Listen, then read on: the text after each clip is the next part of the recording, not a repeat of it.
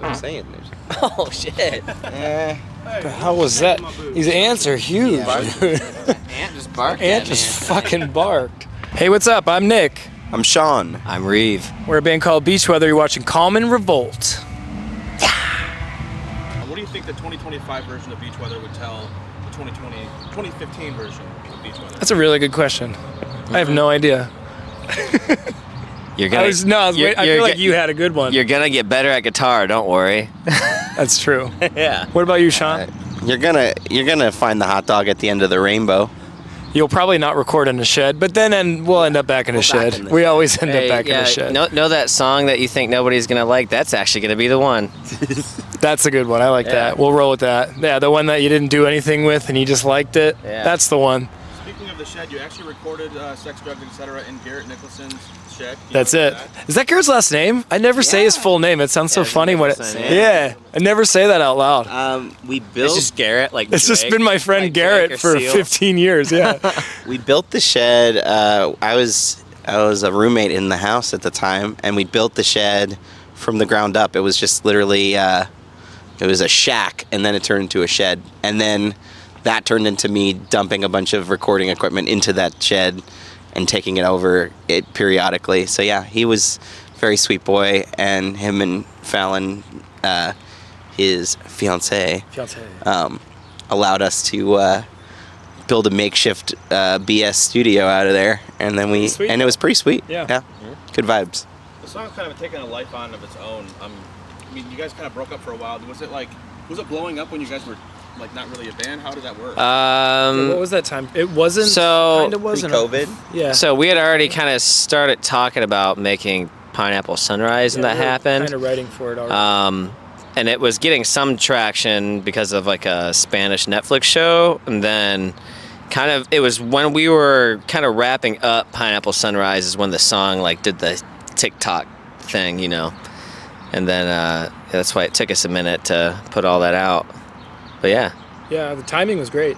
Yeah, I was literally in barber school thinking, I'll do this for fun sometimes, and now we do it full time, baby. A lot of those songs we wanted. I mean, originally, if it was up to us, we would have put them all out on Melt, and there wouldn't have been a deluxe, and it would have just been 18 songs. But all those songs were recorded at the same sessions, the same times as the other songs on Melt. But when we were finally, I think, picking the songs for Melt, there was just a certain 12 that just made sense together.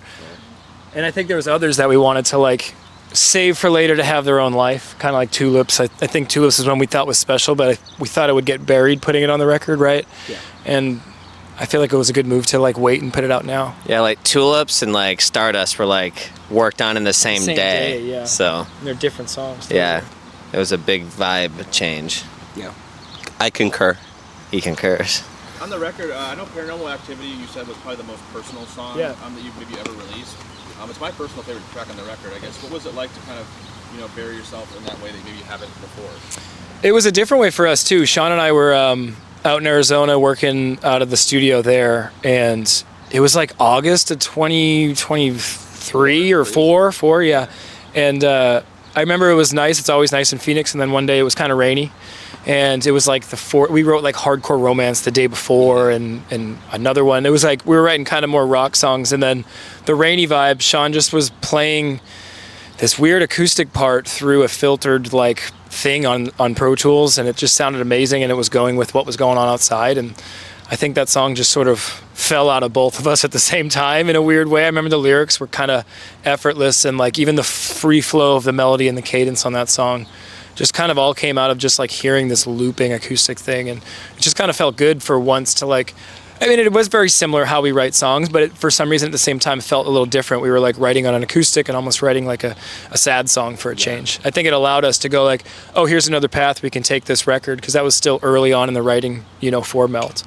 Yeah, that was like one of the first ones, I feel like. Yeah, I think the first session we did was Melt, Paranormal Activity, Hardcore Romance, and maybe like Hottest Summer. Hottest Summer on record? Yeah. Those are the so first there's a four. couple of heavy ones, and then Paranormal was just like a little breath of fresh air, I think. I mean, in this one it was collaborative, because I think the thing kind of has evolved over time, and my brother, who also is involved in on the production side, on the previous stuff too, I think we all kind of like had a vision for it, and then it was just about kind of evolving how we could execute it. And it kind of always changes, because sometimes we're in a proper studio setting, sometimes we're in a makeshift setting, like in the back of like we were finishing vocals, I think, for some of the songs literally on tour.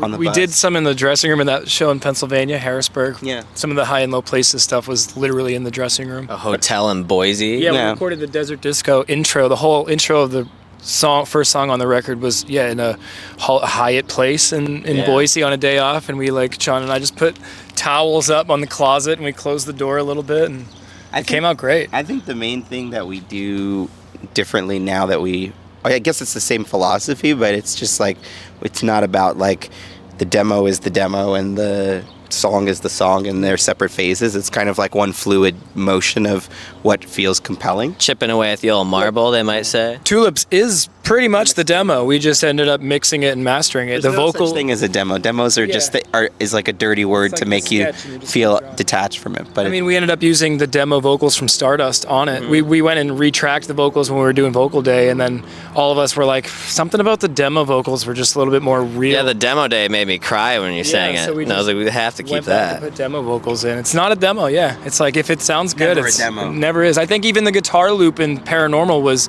from the demo that we just recorded live, and with the music coming out of the speakers. Like, if you solo that out, it's probably the shittiest audio, but it's what it is. It's the sound, You released a collaboration with the main Jose While Lying in Bed.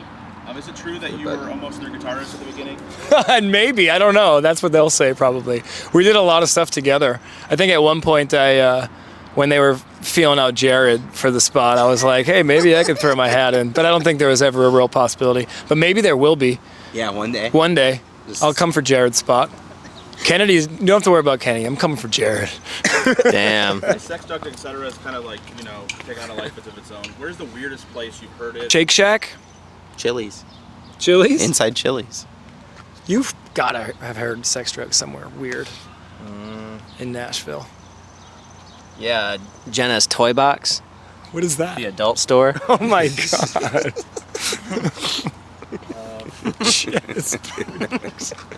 How do you think that A Rocket to the Moon and This Century have kind of informed what you guys have done with? Well, it's the whole band is both of those bands.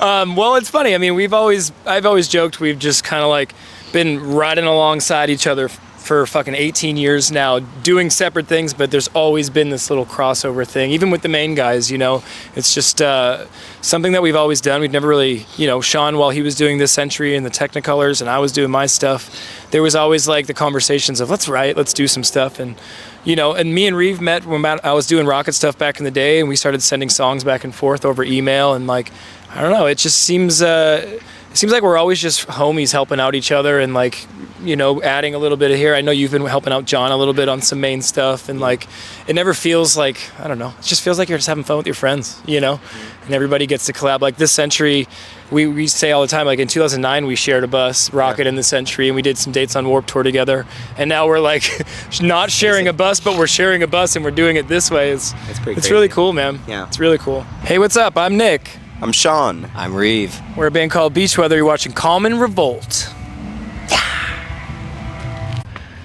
Quacked. I think that ain't quacked at me, dude. Fucking stinky, too. Outside and it stinks? That's bad.